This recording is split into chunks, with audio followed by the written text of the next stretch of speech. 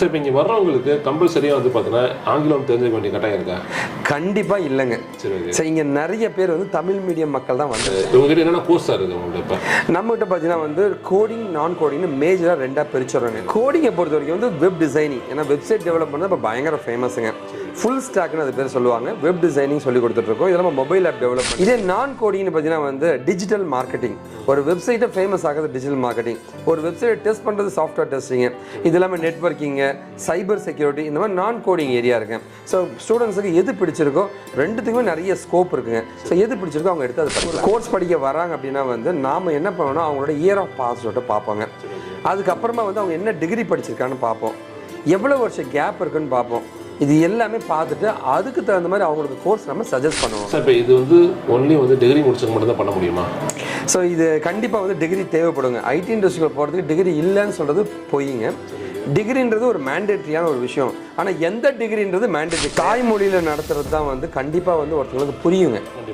ஒரு விஷயத்தை வந்து இது இந்த மாதிரி ஒரு ப்ராசஸ் நடக்குது, இது வந்து இப்படி கிளிக் பண்ணால் இது நடக்குதுப்பா அப்படின்றத இங்கிலீஷில் பேசுகிறத விட அவங்களுக்கு தமிழில் சொல்லி தரும்போது அவங்க ஈஸியாக புரிஞ்சுப்பாங்க. இப்போ இங்கே வந்து படிக்கிறாங்க அப்படின்னா படித்து முடிச்சுட்டு அவங்க போய் ஒரு இடத்துல ஜாப் பண்ணுறாங்க, அவங்களுக்கு ஃபர்ஸ்ட் மந்த்து எவ்வளோ சார் சேலரி கிடைக்கும்? ஸோ நம்ம கம்பெனியை பொறுத்த வரைக்கும் பார்த்தீங்கன்னா வந்து வெரைட்டி ஆஃப் சேலரியில் போய் பிளேஸ் ஆகிருக்காங்க. ஓகேங்களா, எடுத்தோன்னே ஒரு 20,000 46,000 வரைக்கும் பிளேஸ் ஆகிருக்காங்க. 46,000 வரைக்கும் பிளேஸ் ஆகிருக்காங்க.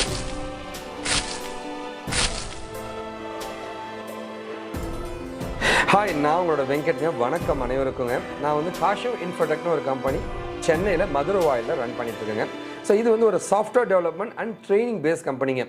எல்லாருக்குமே வந்து ஐடி இண்டஸ்ட்ரியில் போனது ஒரு கனவாக இருக்குங்க.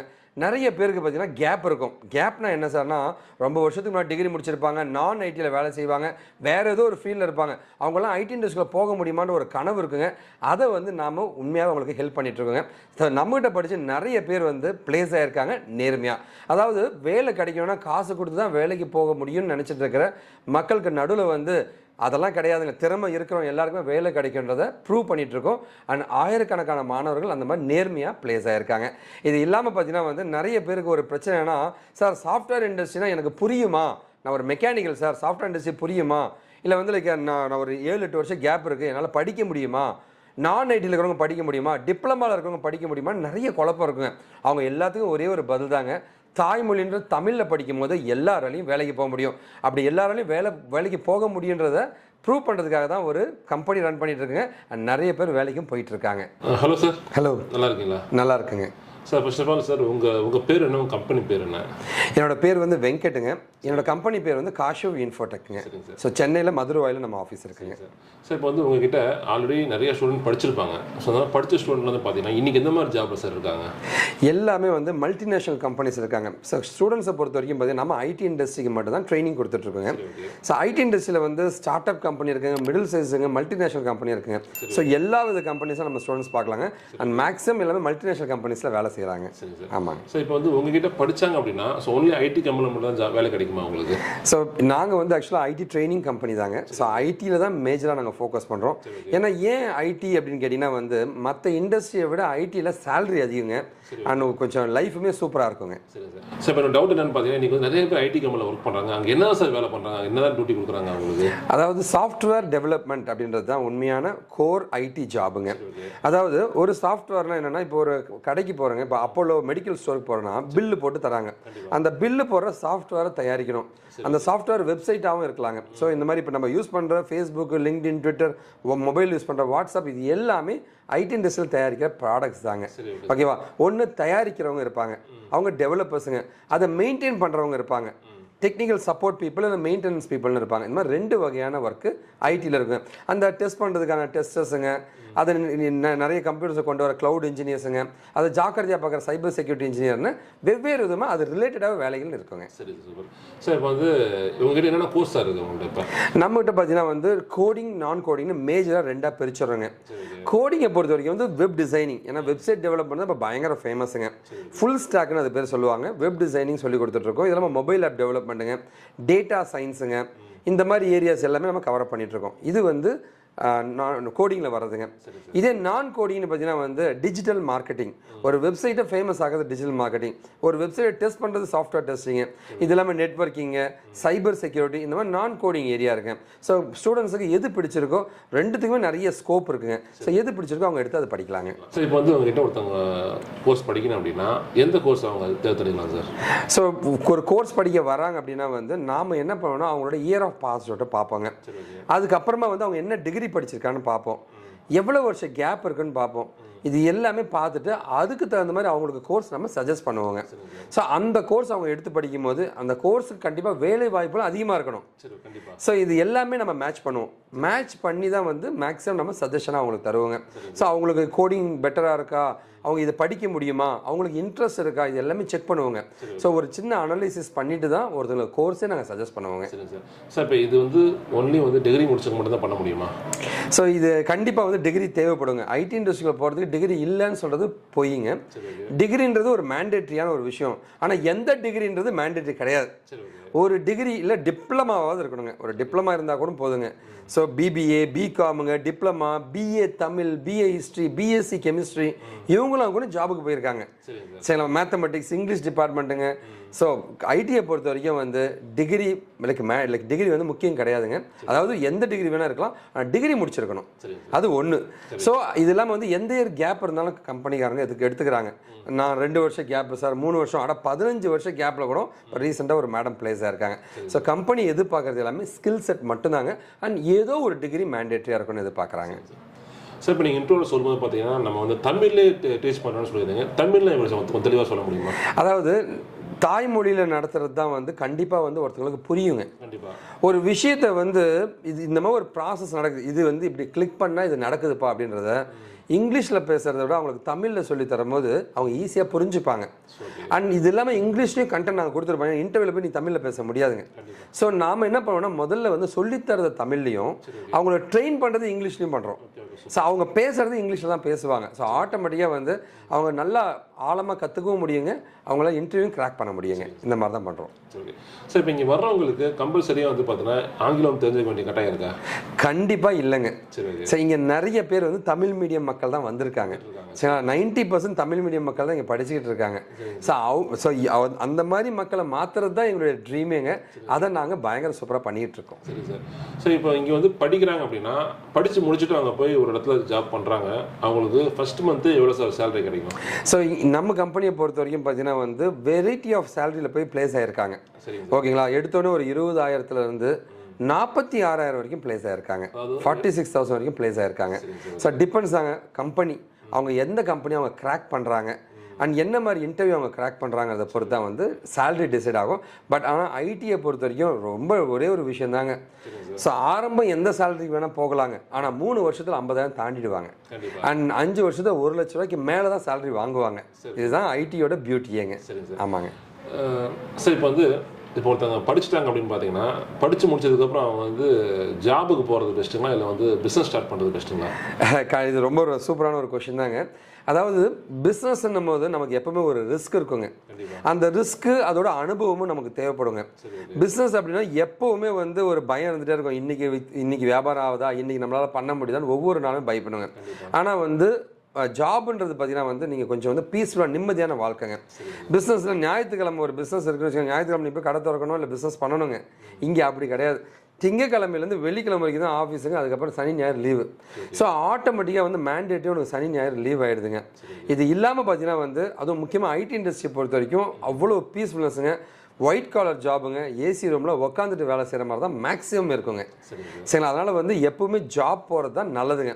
இல்லை சார் எனக்கு பிஸ்னஸில் ட்ரீம் இருக்குன்னா 5 நாள் வேலை செய்யுங்க, வாரத்துக்கு 2 நாள் லீவு தாங்க, அந்த 2 நாள் நம்ம பிஸ்னஸ் பண்ணலாங்களே. ஸோ இந்த மாதிரி ஏதாவது பிளான் பண்ணுறது புத்திசாலித்தனங்க. ஒரு குறிப்பிட்ட ஏஜுக்கு மேலே அவங்க பிஸ்னஸ்க்கு மூவ் ஆகிறது அதுவும் நல்ல ஒரு ஆப்ஷன் தாங்க. பட் ஆனால் என்னுடைய அனுபவத்தில் நான் சொல்கிறது என்னென்னா வந்து ஜாப் தான் பெட்டருங்க. ஓகேவா, இப்போது நம்ம பிஸ்னஸ்லாம் நம்ம எதுக்கு பண்ணுறோங்க, நமக்கு ஒரு சாட்டிஸ்ஃபேக்ஷன் ஒன்று, 2வது நிறைய பணங்க. அந்த நிறைய பணன்றதை வந்து ஐடியை பொறுத்த வரைக்கும் வந்து ஆரம்பத்தில் ஒரு 20-25,000 இருந்தாலும் ஒரு வேளை ஃபாரினுக்கு நம்ம போகிறோம், ஒரு அமெரிக்காவோ யூகேவோ போகிறோம்னா ஒரு மாத சம்பளம் 5,5 லட்சம். 5.25 லட்சங்க. ஸோ அந்த பணன்றது வந்து ரொம்ப சாதாரணமாக நம்ம சம்பாரிச்சு முடியும். ஒரு வருஷத்துக்கு ஒரு 50 லட்சம் சாதாரண ஒரு அமௌண்ட் தாங்க வெளிநாட்டுக்கு நம்ம போனால் ஐடி இண்டஸ்ட்ரியில். சரி, இப்போ உங்ககிட்ட ஒருத்தவங்க ட்ரைனிங் எடுக்க வராங்க அப்படின்னா ஒன்லி வந்து சென்னையில் இருக்கும்போது வராங்களா, வெளியூர்லேருந்து வராங்க? எனக்கு வெளிநாட்டிலேருந்தும் வராங்க. ஆமாங்க, சென்னையிலேருந்து வருவாங்க, தமிழ்நாடு ஃபுல்லாக வருவாங்க. எனக்கு அதர் ஸ்டேட்லேயும் படிச்சுட்டு இருக்காங்க. இப்போ கரண்ட்டாக வந்து எனக்கு பெல்ஜியம், துபாயிலேருந்து படிக்கிறாங்க, சிங்கப்பூர், மலேசியா, யூகே, யூஎஸ்ங்க. ஸோ மல்டிபிள் கண்ட்ரிஸும் படிச்சுட்டு இருக்காங்க. இது வரைக்கும் எனக்கு ஒரு 24 நாடுகள்லேருந்து படிச்சிருக்காங்க. இங்கே வந்து சவுத் ஆஃப்ரிக்காவிலேருந்து வந்து படிச்சிருக்காங்க. என்னோட யூடியூப் சேனல் kaashiv.info அதை போய் பார்க்கலாங்க. ஆஃப்ரிக்காவிலேருந்து வந்தெல்லாம் இங்கே படிச்சிருக்காங்க. வெஸ்ட் ஆஃப்ரிக்கா, சவுத் ஆஃப்ரிக்காவிலேருந்து எனக்கு வந்து இங்கே படிச்சிருக்காங்க ஆஃப்ரிக்கன்ஸுங்க. ஆமாங்க. சார், இப்போ வெளிநாடுகள்லேருந்து இங்கே வந்து படிக்கிறாங்க அப்படின்னா ஸோ அங்கே இல்லாத நீங்கள் என்ன சார் இருக்குது? அதாவதுங்க 2 விஷயங்கள்ங்க. ஒன்று வந்து நம்ம ஆஃப்ரிக்கன் கண்ட்ரிலேருந்து வரவங்களாம் இங்கிலீஷ் ஸ்பீக்கிங் பீப்புளுங்க. வெளிநாட்டிலேருந்து போகிறவங்க எல்லாருமே இங்கே வரமாட்டாங்க. வெளிநாட்டில் இருந்து ஆன்லைனில் படிப்பாங்க. நமக்கு வந்து ஆன்லைன்லேயும் கிளாஸ் இருக்குங்க, ஆஃப்லைன்லேயும் கிளாஸ் இருக்குங்க. இப்போ ஸ்ரீலங்காவிலேருந்து ஒரு பொண்ணு போன இதில் படிச்சுட்டு இருந்தாங்க. அவங்க ஆன்லைனில் தான் படிச்சுட்டு இருந்தாங்க. ஃபைனலாக சர்டிஃபிகேட் வாங்குறதுக்கு என்னை நேரில் பார்க்குறதுக்கு ஸ்ரீலங்காவிலேருந்து இங்கே வந்திருந்தாங்க. சரி, ஓகேவா, நான் அந்த கிஃப்ட் கூட நான் இங்கே வச்சுருக்கேங்க. ஸ்ரீலங்காவிலேருந்து வந்திருந்தாங்க. இந்த மாதிரி வந்து வெளிநாட்டில் இருந்து இங்கே வந்து படிக்கிறவங்களும் இருக்காங்க, அண்ட் வெளிநாட்டில் இருந்தே ஆன்லைனில் படிக்கிறவங்க இருக்காங்க. ஆமாங்க. அண்ட் நீங்கள் கேட்ட ஒரு விஷயம் என்ன வந்து என்ன சார் அட்வான்டேஜ் அப்படின்னு கேட்டிங்கன்னா வந்து டெக்னாலஜி தாங்க. நான் பார்த்தீங்கன்னா வந்து ஒரு மைக்ரோசாஃப்டோட மோஸ்ட் வேல்யூபிள் ப்ரொஃபஷனல். உலகத்தில் 250 எக்ஸ்பர்ட்ஸில் நானும் அவார்டட் பை மைக்ரோசாஃப்ட்டுங்க. இதெல்லாம் கூகுள் சர்டிஃபைடுங்க, யூடியூப் சர்டிஃபைடுங்க, NASSCOM certified, Intel certified, IBM certified, Oracle சர்டிஃபைடுங்க. மோஸ்ட் ஆஃப் தி லைக் கம்பெனிஸோடைய சர்டிஃபைட் இன்டர்நேஷ்னல் ஸ்பெஷலிஸ்ட்டுங்க. நான் இது வரைக்கும் ஒரு 130 சர்டிஃபிகேஷன் முடிச்சு வச்சிருக்கேன் நானுங்க. சரிங்களா? ஸோ இதுதான் என்னுடைய ப்ரொஃபைலுங்க. உள்ளூர் பார்த்து நிறைய அவார்ட்ஸ் இருந்துச்சு, எல்லாமே உங்களுக்கு தானே? இது பார்த்தீங்க அப்படின்னா வந்து மைக்ரோசாஃப்ட் வந்து 2009 உலகத்தில் 250 பேரை நானும் ஒருத்தன் அப்படின்னு கொடுத்தாங்க. அண்ட் அதே மாதிரி மைக்ரோசாஃப்ட் பார்த்தீங்கன்னா வந்து கண்டினியூஸாக 10 வருஷமாக நான் அவார்டு வாங்கினேங்க. உலகத்தில் 250 எக்ஸ்பர்ட்ஸில் சீக்வல், க்ளவுட் கம்ப்யூட்டிங்கில், ஐஓடியில் நான் இன்டர்நேஷ்னல் ஸ்பெஷலிஸ்ட்னு அவார்டு கொடுத்துருக்காங்க. அதோட பார்த்தீங்கன்னா வந்து லைக் அங்கே இருக்கிற அவார்ட்ஸ் தான் பார்த்தீங்கன்னா வந்து ஹெச்எல் டெக்னாலஜி வந்து best trainer and top most trainer award வாங்கியிருக்கேங்க. ஸோ அது வந்து லைக் சப்ஜெக்ட் மேட்டர் எக்ஸ்பர்ட் அப்படின்னு வாங்கியிருக்கேன். சீக்வல் நாலேஜ் சாம்பியன், யங்கஸ்ட் மேனேஜருங்க. இதெல்லாமல் வந்து லைக் பெஸ்ட் கான்ட்ரிபியூஷன் அவார்டுங்க. இதெல்லாமல் நான் ஆஸ்திரேலியாவில் ஒர்க் பண்ணிட்டு இருந்தேங்க. ஆஸ்திரேலியாவில் பார்த்தீங்கன்னா வந்து like leading lights rising star அப்படின்ட்டு நான் ஒர்க் பண்ண கிளைண்ட் காமன்வெல்த் பேங்க், அங்கேருந்து அவார்டு வாங்கியிருக்கேங்க. இது எல்லாமே என்னோட அவார்ட்ஸ் தாங்க. இது எல்லாமே வந்து நம்ம company Tamil Nadu book of record பண்ணியிருக்கோம், இந்தியா புக் ஆஃப் ரெக்கார்ட் பண்ணியிருக்கோம், ஏஷியா புக் ஆஃப் ரெக்கார்ட் பண்ணியிருக்கோம், வேர்ல்டு ரெக்கார்டும் பண்ணியிருக்கோங்க. ஆமாங்க. ஸோ இப்போ இங்கே வர ஸ்டூடெண்ட்ஸ் வந்து பார்த்தீங்கன்னா இப்போ வெளியூர்லேருந்து நிறைய பேர் வருவாங்க. ஸோ அவங்களாம் எங்கே ஸ்டே பண்ணுற மாதிரி இருக்கும்? ஃபுட்லாம் எப்படி சார் உங்களுக்கு? ஸோ இங்கே பக்கத்தில் சுற்றி ஹாஸ்டல்ஸ் இருக்குங்க. ஸோ நமக்கு வந்து ஆன்லைன் ஆஃப்லைன் போது மேக்ஸிமம் ஆன்லைனில் வெளியூர்லேருந்து அப்படியே அங்கேயே வீட்லேயே உட்காந்து படிச்சுக்கிட்டு இருக்காங்க. ஓகேங்களா? ஆன்லைன்லேயே சூப்பராக அவங்களுக்கு படிச்சுட்டு இருக்காங்க. ஆன்லைனில் படித்து நிறைய பேர் பிளேஸும் ஆயிருக்காங்க. அதனால் வந்து இந்த ஆன்லைனில் படிக்க முடியாதுன்றவங்களுக்கு கண்டிப்பாக படிக்க முடியுன்றது தான் என்னுடைய வார்த்தைகள். சில பேர் நேரில் வந்து படித்தாதான் எனக்கு பெட்டராக இருக்கும்னு ஆசைப்படுவாங்க. நம்ம ஆஃபீஸ் மதுரவாயில் இருக்குது. சுற்றி இந்த மதுரவாயில் ஜோன் ஃபுல்லாகவே வந்து ஹாஸ்டல்ஸ் இருக்குங்க. ஸோ பக்கத்துலேயே ஹாஸ்டல் நம்பர்ஸும் நாங்களே தருவோம். எங்கன்னா அவங்க ஜாயின் பண்ணி அங்கே தங்கிக்கலாங்க. அந்த ஃபுட் எல்லாமே ஒரு ப்ராப்ளமும் இருக்காதுங்க. ஆமாங்க.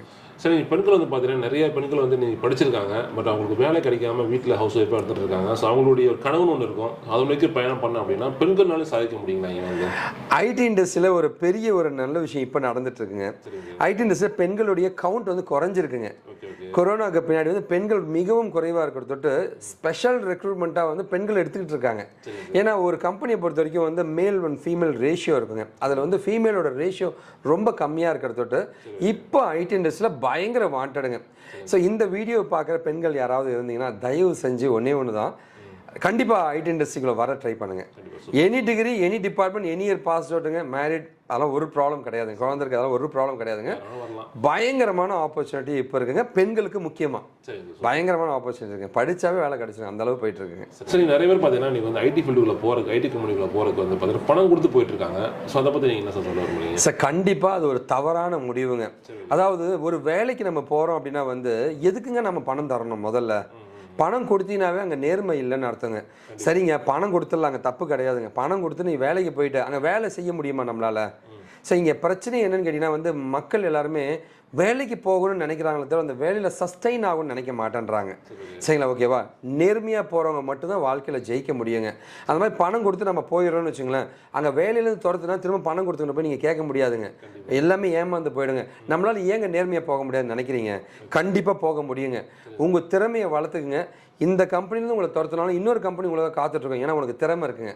ஆனால் பணம் கொடுத்து ஒரு கம்பெனியை ஏமாற்றி போகிறது எப்போவுமே தப்பு தாங்க. ஸோ நிறைய பீப்புள் வந்து அந்த பேக்டோர் ப்ராசஸ்ன்னு ஒரு விஷயத்தை பண்ணிக்கிட்டு இருக்காங்க, சஜஷன் பண்ணுவாங்க. தயவு செஞ்சு அதில் போய் மாட்டிக்காதீங்க.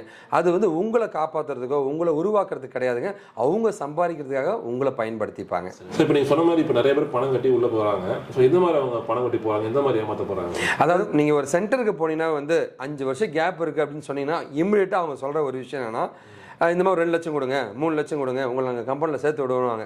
ஸோ உங்களுக்கு ஒரு 50,000 60,000 சேலரியில் உங்களை சேர்த்து விடுன்னு சொல்லும் போது 50,000 ரூபா சேலரியா 5 மாதத்தில் நம்ம அதை போட்ட பணத்தை எடுத்துலான்ட்டு மக்கள் அதில் ஏமாந்துருவாங்க.